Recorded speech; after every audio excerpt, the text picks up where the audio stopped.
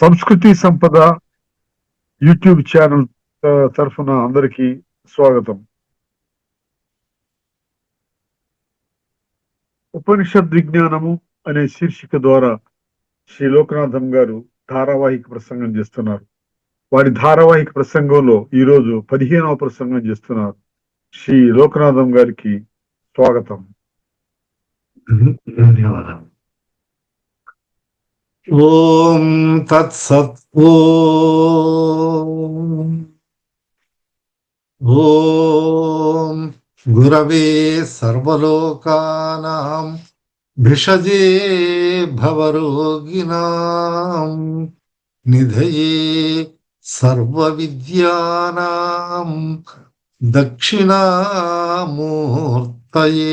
నమః. ఓం సర్వగురుభ్యో నమః. పరిపూర్ణ పరబ్రహ్మ స్వరూపులైన ప్రియాత్మ బంధువులారా, మనము అమృత బిందూపనిషత్తును గురించి తెలుసుకుంటూ ఉన్నాం. అనాహత ధ్వనిలో చిత్తమును కేంద్రీకరించి ఆ నాదానుసంధానం చేసి స్వరము కానటువంటి పరబ్రహ్మను చింతించినప్పుడు ఆ పరబ్రహ్మను పొందుతాడని మనము తెలుసుకున్నాము.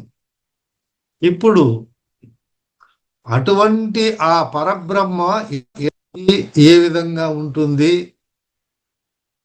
అనే విషయాన్ని, ఆ సద్రూపమైనటువంటి పరబ్రహ్మ ఏ విధంగా ఉంది, ఎట్లా ఉందనేది ఈ ఉపనిషత్తులో ఇప్పుడు చెప్పుకోబోయే మంత్రములో ఉంది. తదేవ నిష్కలం బ్రహ్మ నిర్వికల్పం నిరంజనం తద్బ్రహ్మాహమితి జ్ఞాత్వా బ్రహ్మ సంపద్యతే ధ్రువం. ధ్రువీకరిస్తున్నాడు, ధ్రువం అని చెప్తున్నాడు. అంటే సత్యేవా, ఆ పరమాత్మయే ముందు తెలుసుకున్నటువంటి నాదానుసంధానం ద్వారా తెలుసుకున్నటువంటి ఆ పరమాత్మయే నిష్కలం. అంటే అతనికి అవయవరహితమైనటువంటి, ఇప్పుడు మనకు జ్ఞానేంద్రియాలు ఉన్నాయి, కర్మేంద్రియాలు ఉన్నాయి, అన్ని అవయవాలు ఉన్నాయి. కానీ ఆ పరబ్రహ్మకు నిష్కలం, అవయవములన్నీ రహితమైనటువంటి వాడు. అదే చెప్తా ఉంటారు, వింటాం కదా, చెవులు లేకనే తెలుసుకునేవాడు, కన్నులతో చూడకనే అన్ని విషయాలు చూడగలిగినటువంటి వాడు అని అంటామే. ఆ విధానంగా ఈ యొక్క బ్రహ్మతత్వం, బ్రహ్మను గురించి తెలుపుతున్నాడు. నిష్కలం అంటే అవయవరహితమైనటువంటి పరబ్రహ్మ, నిర్వికల్పం, వికల్పం లేదు. ఇంతకుముందు మనం అనుకున్నాం కదా, వికల్పం చెందే విక్షేపం ఇటువంటివన్నీ లేదు. అంటే అవన్నీ ఈ వికల్పాలన్నిటి శూన్యమైనటువంటి తత్వము. నిరంజనం అంటే మాయోపాధిరహితమైనటువంటి పరబ్రహ్మ. ఇక్కడ ఈ బ్రహ్మ అంటే పరబ్రహ్మ. అక్కడ తెలుసుకున్నటువంటి ఆ బ్రహ్మ ఎలా ఏమనంటే ఈ మంత్రములో మనకు వివరిస్తున్నారు. తద్బ్రహ్మాహమితి జ్ఞాత్వా బ్రహ్మ సంపద్యతే ధ్రువం. తద్బ్రహ్మ, బ్రహ్మ అహం నేను, ఇతి జ్ఞాత్వా ఈ విధంగా, ఈ విధంగా జ్ఞాత్వా తెలుసుకొని, బ్రహ్మము పరబ్రహ్మము సంపద్యతే లెస్సగా పొందుతున్నాడు. ఈ ప్రకారంగా తెలుసుకొని ఆ బ్రహ్మ నేనేను, కూటస్థుడైనటువంటి ఈ జీవుడు ఆ పరబ్రహ్మ నేనేను అని పొందగలుగుతున్నాడు, దృఢంగా ఖచ్చితంగా పొందగలుగుతున్నాడని శృతి మనకు తెలియజేస్తూ ఉన్నది. అంటే ఎట్లా ఏమి అనేది మనము తెలుసుకోవాలి. ఎట్లా ఇతనికి తెలుసుకుంటున్నాడంటే గురూపదిష్ట జ్ఞానం చేత. ఒక శ్రోత్రియ బ్రహ్మనిష్ఠుడైనటువంటి గురువు దగ్గర విషయములు తెలుసుకొని ఇతనికి ఇటువంటి జ్ఞానం వస్తున్నది, నేను పరబ్రహ్మ స్వరూపుడినేనని తెలుసుకుంటున్నాడు. మామూలుగా అంతకుముందు తెలియడం లేదు. ఆ బ్రహ్మ ఇట్లా ఉంటుంది, ఈ యొక్క నాదానుసంధానం చేసినాడు, దాన్ని ధ్రువపడినాడు, ఇప్పుడు ధ్రువంగా ఖచ్చితంగా తెలుసుకుంటున్నాడు. అంటే మన శాస్త్రములలో ఆచార్యవాన్ పురుషో వేద, ఆచార్యుడు కలిగినటువంటి జిజ్ఞాసువునకు, ఇక్కడెవరు మన జిజ్ఞాసువు ఉత్తమమైనటువంటి అధికారి, అంటే సాధన చతుష్టయ సంపత్తి కలిగినటువంటి అనుకున్నాం కదా, నిత్య వివేకము, ఇహాముత్ర ఫల భోగ విరాగము, శమధమాది చట్క సంపత్తి, ముముక్షత్వం, ఈ 4 ఉన్నటువంటి వారు అతను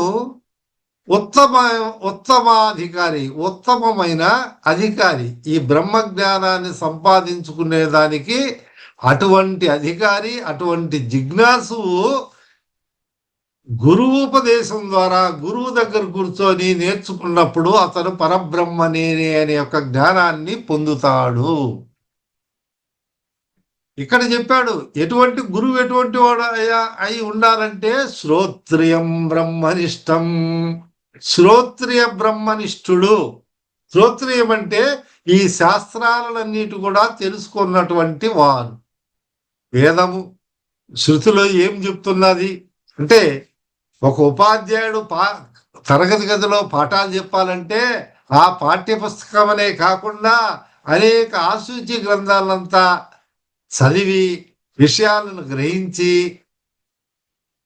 పాఠశాలలో పిల్లవాళ్ళకి ఎట్లా బోధ చేస్తారో అట్లనే సకల శాస్త్ర పారంగతుడై ఉంటాడు. ఈ శ్రోత్రియ వేదాలు ఇవన్నీ నేర్చుకొని ఈ ఉపనిషత్తులు, భాష్యాలు, కారికలు ఇవన్నీ చదివి అందులో నిష్ణాతుడైనటువంటి వాడే శ్రోత్రియ బ్రహ్మనిష్ఠుడు.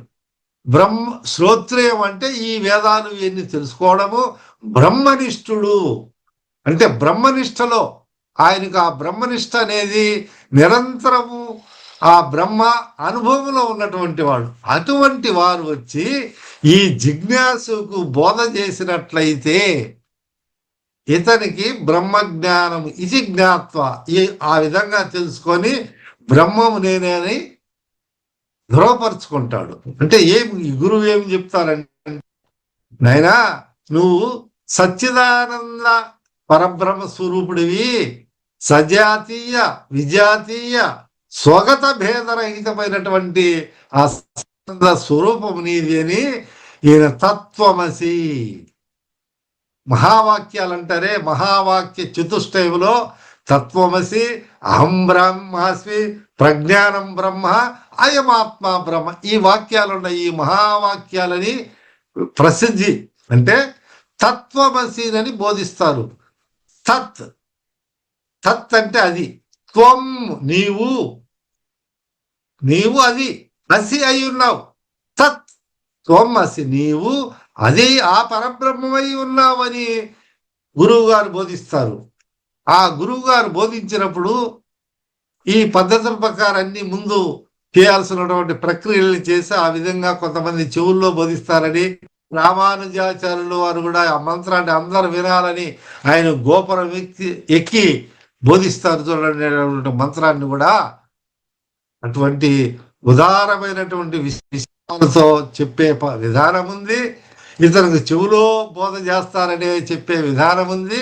కాబట్టి ఏ విధానం ఉన్నప్పటికీ కూడా బోధ గురువు అనే వారు ఉండి బోధ చేసినప్పుడు అప్పుడు ఈయన అహం బ్రహ్మాస్మి కూడా బోధిస్తే ఆ ఉత్తమాధికారి అహం బ్రహ్మ అస్మి నేను ఆ బ్రహ్మనై ఉన్నాను.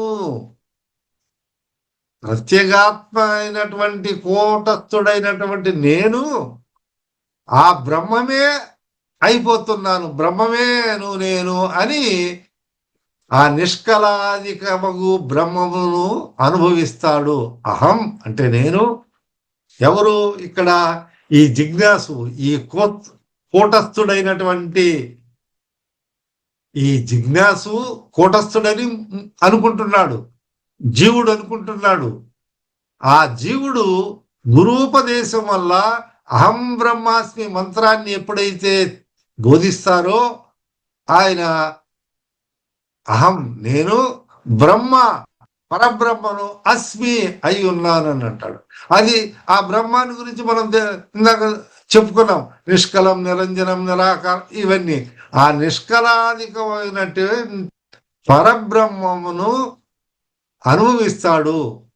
తదేవే ఇత్యాది మంత్ర ఈ విషయంలో బ్రహ్మాహం వాక్యం చేత ఇక్కడ బోధించింది. బ్రహ్మాహం అంటే బ్రహ్మ అహం. ఈ వాక్యములో బ్రహ్మ అహం అని రెండు ఉన్నాయి. ఆ అస్మి అనే పదము, ఆ క్రియాపదం మనం చేర్చుకోవాలి. దీన్ని అధ్యాహార్యం అంటారు. వ్యాకరణమైన్ని తెలిసినటువంటి వాళ్లకు ఈ విషయాలు మనం పక్కన పెట్టుకుంటాము. సామాన్యుల అర్థం అస్మి అనేది మనము అక్కడ ఆ పదం చేర్చుకుంటే అహం బ్రహ్మాస్మి, బ్రహ్మాహం అంటే ఈ పదాన్ని అహం అనే పదానికి ఎట్లా ఈయన తెలుసుకుంటున్నాడంటే ఇక్కడ ఇప్పుడు మనము వివరిస్తున్నారు. ఈ అహం అనే పదానికి వాచ్యార్థం ఏమిటంటే జీవుడు. అందరూ జీవుడు అంటారు కదా, జీవుడు ఈశ్వరుడు అంటారు కదా. ఆ జీవుడే ఈశ్వరుడు, ఈశ్వరుడే జీవుడు అవుతున్నారు అనేది ఎట్లా? అహం బ్రహ్మాస్మి, ఈ జీవుడు, ఈ కూటస్థుడైనటువంటి ఈ ప్రత్యేగాత్మ అయినటువంటి జీవుడు ఈశ్వరుడు ఎట్లా అవుతున్నాడు అనేది ఇప్పుడు మనం తెలుసుకోబోతున్నాం. అంటే అహం అనే పదానికి వాచ్యార్థమేమో జీవుడు. ఈ జీవుడు అవిద్య ఉపాధి కలిగినటువంటి వాడు. అవిద్య అంటే మనం ఏంది? అజ్ఞానము, మలిన సత్వము ప్రధానంగా కలిగినటువంటిది అవిద్య. అంటే ఈ జీవుల్లో అవిద్యా స్వరూపం. మనము మనోహిద్విధం ప్రోక్తం శుద్ధం చ శుద్ధమేవచ అని మొట్టమొదటి ప్రథమ మంత్రంలో చెప్పుకున్నామే. ఈ జీవునికి అది ఉందన్నమాట. అంటే జీవత్వంలో ఉన్నప్పుడు మలినంగా అయి ఉన్నాడు. అంటే అజ్ఞానం చేత అవిద్య అజ్ఞానం అంటారు కదా. ఆ దానివల్ల ఈయన మలిన సత్వం, మలినము ప్రధానంగా ఉంటాడు. మలినం అనేది, అశుద్ధం అనేది ఈ జీవుల్లో ఉంటుంది. ఆ అవిద్యకు అధిష్టానమైనటువంటి చిత్తు ఈ ప్రతిబింబించేటప్పుడు ఈ అవిద్య యందు ప్రతిబింబించే అధిష్టానం యొక్క చిదాభాసము వీరిలో ఉన్నప్పుడు ఈ మూడుటి కలిసి జీవుడు అంటారు. ఎప్పుడైతే అది ప్రతిబింబమైనటువంటి ఈ చిదాభాసుని జీవుడు అంటారు. అంటే ఈ చిత్తు యొక్క ఆభాసమైనందువల్ల ఈ జీవున్నే చిదాభాసుడు కూడా అని అంటారు. అంతేకాకుండా ఈయన వ్యావహారికుడు అని కూడా అంటారు. ఎందుకు? అన్ని రకరకాల వ్యవహారాలు చేస్తా ఉంటారు అంటారు చూడండి మన వాళ్ళు. ఆ విధంగా ఇటువంటి చిత్తము, మాలినమైనటువంటి చిత్తము ఉంది కాబట్టి ఇతన్ని వ్యావహారికుడు కూడా అని అంటారు. ఇప్పుడు హం బ్రహ్మ, హం అనే పదానికి వాచ్యార్థం చెప్పుకొని అక్కడ జీవుడు అనుకున్నాము. ఆ జీవుని యొక్క లక్షణాలు ఏమిటనేది మనం తెలుసుకున్నాం. తర్వాత బ్రహ్మ, అహం బ్రహ్మ అని కదా అక్కడ చెప్పేది. ఈ బ్రహ్మ అనే పదానికి వాచ్యార్థం ఏమిటంటే ఈశ్వరుడు. బ్రహ్మ అంటే గొప్ప బ్రహ్మపదం, బ్రహ్మస్థానం అనే మనం చెప్పుకుంటాం. ఆ విధానంలో బ్రహ్మ అనే పదానికి వాచ్యార్థం ఏమిటంటే ఈశ్వరుడు. అనగా ఈయన మాయోపాధి కలిగినటువంటి వాడు, శుద్ధ సత్వము ప్రధానంగా కలిగినటువంటి వాడు ఈశ్వరుడు. అంటే అక్కడేమో జీవునికేమో ఏమని చెప్పుకున్నాము, మలిన మలిన సత్వం ప్రధానంగా ఉంటుంది. ఇక్కడ ఈశ్వరుడికేమో శుద్ధ సత్వము, అశుద్ధం శుద్ధం అని మనం చెప్పుకున్న ఆ విధానంలో శుద్ధమైనటువంటి బుద్ధి, ఏ విధంగా మనం చెప్పుకుంటున్నాం, నిర్మలమైనటువంటి నిశ్చలమైనటువంటి శుద్ధతత్వము ప్రధానంగా ఉండే వాడు ఈశ్వరుడు. ఆ మాయకు అధిష్టానమైనటువంటి చిత్తు ఇక్కడ ఏముంది, ఇది శుద్ధ చైతన్యం. ఇక్కడ ఉండే చిత్తు ఏంటి, శుద్ధంగా చైతన్యంగా ఉంది, అక్కడ చైతన్యం లేదు. అటువంటి ఈ మాయ అందరి ప్రతిబింబమైనటువంటి అధిష్టానమైన చిదాభాసుడు అనే వాడు ఈ మూడుటి కలిపి ఈశ్వరుడు అంటారు. ఈయన చిత్తు ఉంది, అయితే ఈ చిత్తంలో ఉంది శుద్ధ చైతన్యము, శుద్ధ సత్వం ప్రధానంగా ఉంది. అక్కడ అధిష్టానం యొక్క ఆభాసం జరిగింది, ఇక్కడ జరిగింది. అయితే ఈ ఈశ్వరుని కూడా చిదాభాసుడే అంటారు. అయితే ఏంటండి ఇద్దరిని చిదాభాసుడు అంటే ఎట్లా, తేడా ఏమిటి అని అంటే, జీవరూపుడగు చిదాభాసుని యందు స్వరూప ఆవరణ ఉంది. చెప్తాం కదా అప్పుడు, ఇదివరకు మనం చెప్పుకున్నాం ఆవరణ దోషమని. అంటే ఆచ్ఛాదనం ఉంది, స్వరూప ఆవరణం. ఆ అజ్ఞానం అనే పొర ఉంది జీవుని దగ్గర. ఈశ్వరుడి దగ్గర ఆ అటువంటి ఆవరణ లేదు. కాబట్టి జీవుడు బద్ధుడైతున్నాడు. తెలుస్తురా, బాగా అర్థం చేస్తూ, జీవుడు బద్ధుడైతున్నాడంటే అతని దగ్గర ఆవరణలో ఉన్నాడు, మబ్బులో లేదా పొరలో చిక్కుకొని ఉన్నాడు. ఈశ్వరుడేమో నిరావరణంగా ఉన్నాడు, కాబట్టి ఈయన ముక్తుడైతున్నాడు.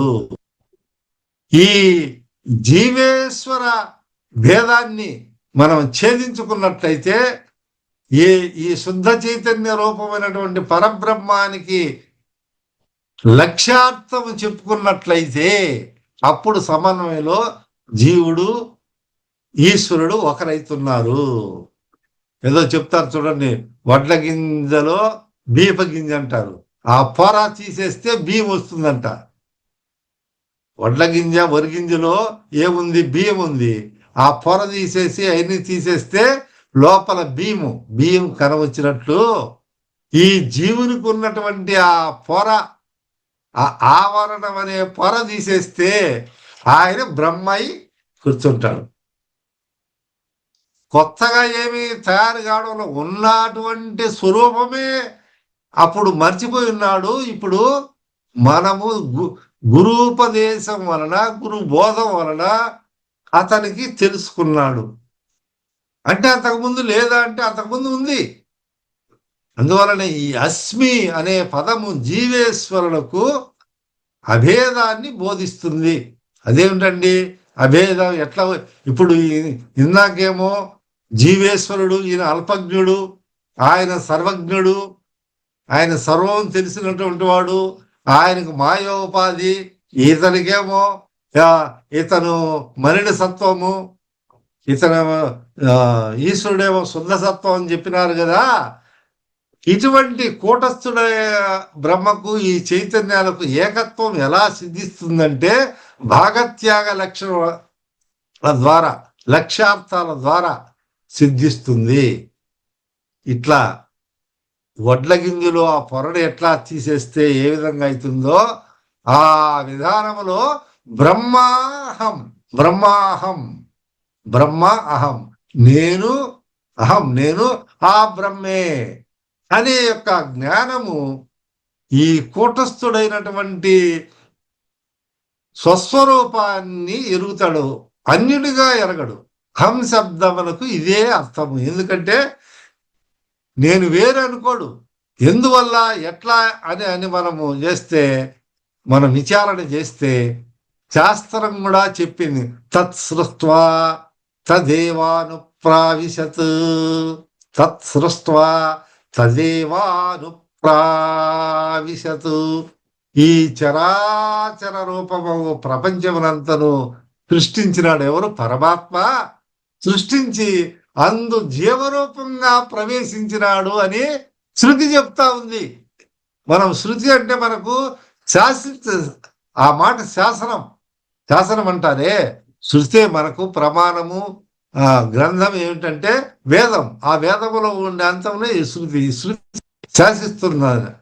కానీ ఎప్పుడైతే ఈ జీవరూపంగా ఆ పరమాత్మ అందులో ప్రవేశించి జీవుడైనాడో అప్పుడు ఆయన అజ్ఞానత, నేను స్థూల సూక్ష్మ కారణ శరీరంగా ఉన్నాను, నేను ఈ దేహంతో ఉన్నాను, నేను బ్రాహ్మణుని, నేను క్షత్రియుడు, వైశ్యుని అని ఇది వరకు చెప్పావు, శూద్రుని అని అనుకుంటున్నావే, నేను పొట్టివాడిని, పొడుగువాడిని, నేను చెవిటివాడిని, నేను బధిరుణ్ణి, నేను గుడ్డివాడిని అని ఎట్లా చెప్పుకుంటున్నారో అట్టే ఈ యొక్క అజ్ఞానిగా వ్యవహరిస్తున్నాడు. దీనివల్ల ఈ దేహాభిమానం చేత ఎప్పుడైతే గురువు ఉపదేశం ద్వారా నష్టమైపోతాదో, వీడిపోతాదో, అప్పుడు ఆయనకు స్వరూప జ్ఞానం అనేది తెలుసుకుంటాడు. మనకు తెలుసు అర్జునుడికి నష్టో మోహ స్మృతిర్లబ్ధ తత్ప్రసాదాన్ మయాచ్యుత. దేహాభిమానం చేత తెలియక నేను ఈ విధంగా ఉన్నప్పుడు నేను అతనికి తెలియకపోతే శ్రీకృష్ణ భగవానుడు కృష్ణస్తు భగవాన్ స్వయం జగద్గురు, కృష్ణం ముందే జగద్గురు అని అంటాం కదా. ఆయన బోధించిన తర్వాత ఏమి చెప్పినాడు అర్జునుడు? నష్టో మోహ స్మృతిర్లబ్ధ. ఈ మోహాన్నంతా, ఈ దేహము నాది, నా బంధువులు అనే వాళ్ళంతా ఆ మోహాన్ని విడగొట్టాడు. అది వీడిపోయింది. ఎప్పుడు? ఆ కృష్ణుడు బోధించినప్పుడు. అదే విధంగా ఈ ఆచార్య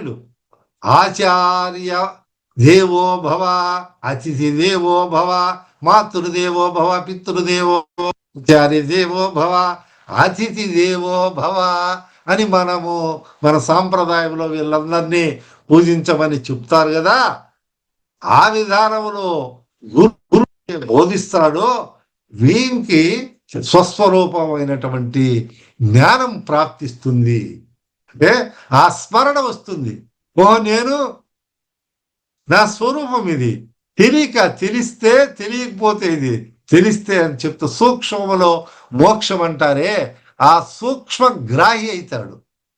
అయినా ఉండేదంతా సర్వం కల్విదం బ్రహ్మ నేహ నానాస్తి కించన, ఒక కొంచెం కూడా లేదని చెప్తున్నారు కదా, వేదం చెప్తున్నది కదా.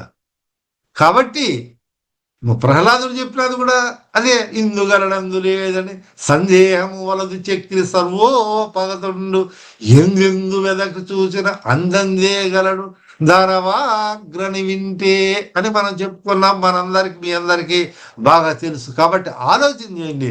ఇక్కడ వేదాంతంలో చేయవలసినటువంటి ప్రముఖమైనటువంటి కర్తవ్యం ఏమిటంటే విచారణ, ఆలోచన, దాని గురించి చింతించడం. ఏమిటి, ఇదేమిటి, అదేమిటని తర్జన భర్జనయ్యి చెప్పుకుంటూ రాగా నేతి అని వేదాలు కూడా చెప్తున్నాయి కదా. ఇది కాదు అన్నప్పుడు అన్ని తీసుకుంటా పోతే ఏది మిగులుతుంది? అది. ఆ విధానంలో నాయనా, నువ్వు ఇది కాదు, నువ్వు ఈ దేహం కాదు, నువ్వు ఇంద్రియాలు కాదు, నువ్వు ఈ కనిపించే ఈ తత్వం నువ్వు కాదు, నువ్వు ఆ పరబ్రహ్మ స్వరూపుడివి అని ఎప్పుడైతే గురూప బోధ చేస్తారో, నువ్వు జీవుడు అనుకుంటున్నావు, నువ్వు జీవుడు కాదు, ఈ త్రిగుణాలకు నువ్వు అతీతుడు అని ఎప్పుడు గురువు బోధ చేస్తారు. దక్షిణామూర్తి కూడా వటతరోర్మూలే వృద్ధ శిష్య గురుర్యువ గురోస్తు మౌనం వ్యాఖ్యానం శిష్యాస్తు చిన్న సంశయా. చూస్తారా, దక్షిణామూర్తి మనం రోజు చెప్పుకున్నామన్నా ఆ సకల విద్యలకు గురువు, ఆది గురువు, అన్ని మొత్తం గురవే, సర్వలోకాలకు గురువు దక్షిణామూర్తి. ఆయనేమో యువకుడు, వీళ్ళంతా సనక సనదాదులు, వీళ్ళందరూ కూడా వృద్ధులు.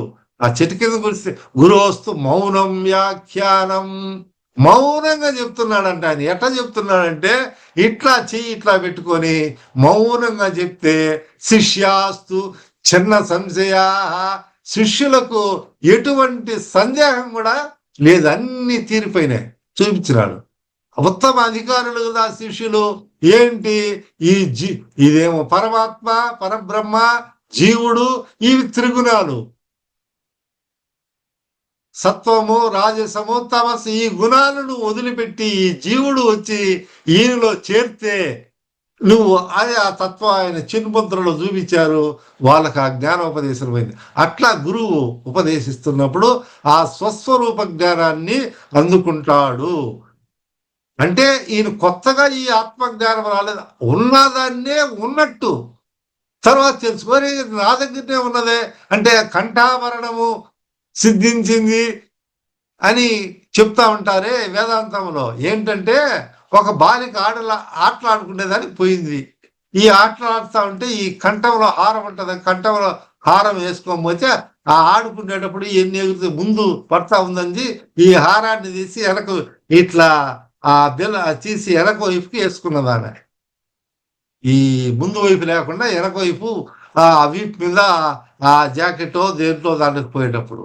ఆ తర్వాత ఆ బిడ్డ ఏం చేసింది, ఆ వెనుక వేసుకొని ఆటలాడి మళ్ళా ఇంటికి పోతా ఉన్నప్పుడు ఆ హారం కనిపించలేదని ఏడుస్తా పోయింది ఆమె. ఏది నా హారం పోయిందే, ఇంట్లో వాళ్ళు ఏమవుతారో ఏమని అన్నప్పుడు అప్పుడు ఆ తల్లి చూసింది, అమ్మాయి మెడలో ఉన్నటువంటి హారాన్ని చూసి ఏడుస్తాను, ఏడ్చొద్దు, ఇదో అని వీపునున్నదని ఇట్ట తిప్పి ముందు వైపేసింది. అప్పుడు ఈ అమ్మాయికి ఏముంది, అరే ఎక్కడనే ఉందే అని పోయినాది అనుకుంటాను ఆమె.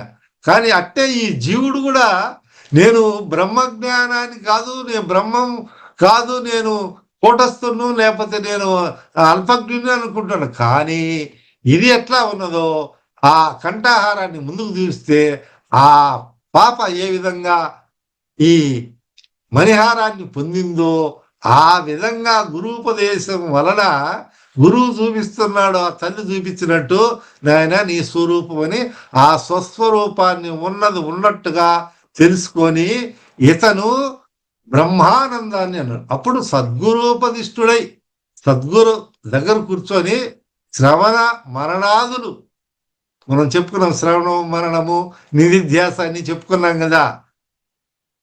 విన్న తర్వాత మననం చేయాలా, మళ్ళా ధ్యానం చేసుకోవాలా, అందులో నిలకడ సాధించాలా. అట్లా చేసి దృఢంగా బాగా చేస్తూ అనుష్ఠిస్తూ రాగుతా ప్రత్యేక భిన్న పరబ్రహ్మమును మనము అభిన్నమైనటువంటి ఈ ప్రత్యేగాత్వం అంటున్నాం కదా, దానికంటే అటువంటి అభిన్న స్వరూపమైనటువంటి పరబ్రహ్మమును సాక్షాత్కరించుకుంటాడు.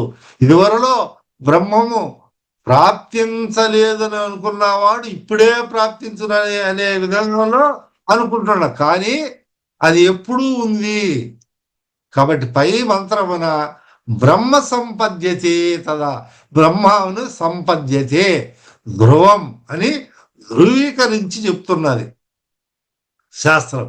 కాబట్టి ఈ విధంగా గురూపదిష్టమైనటువంటి శ్రవణ మననాదులు చేసి మహావాక్య తత్వమసి అహం బ్రహ్మాసి ఈ యొక్క అనుభవ వాక్యం అహం బ్రహ్మాస్మి అనేది, అదేమో ఉపదేశ వాక్యం సామవేదములోది, ఇదేమో యజుర్వేదంలోది, బృహదాకారణ్య ఉపనిషత్తులో ఉంది. ఈ ఉపనిషత్తుల్లో ఉన్నటువంటి వారు బోధించినప్పుడు, గురువు బోధించినప్పుడు శిష్యుడు వీటికంతా కూడా చక్కగా తెలుసుకొని అవగాహన చేసుకొని ఆ గురువు యొక్క అనుగ్రహం వల్ల ఈ అజ్ఞానమైనటువంటి పొరలను తొలగించిందని వల్ల ఆ కూటస్థుడైనటువంటి జీవుడు నేను ఈశ్వరుని, నేను అతన్నేను, అంతటా ఉన్నటువంటి ఆ ఈశ్వరుడే నేను ఒక భావన గొప్ప బ్రహ్మజ్ఞానాన్ని కలిగి ధరించి మీరు కూడా అదే విధంగా పాటించి అనుసరించి బ్రహ్మానందముతో విరాజిల్లుదురుగాక.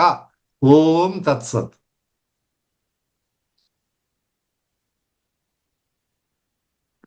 ఉపనిషద్ విజ్ఞానం గురించి ఉపనిషద్ విజ్ఞానం అనే శీర్షిక ద్వారా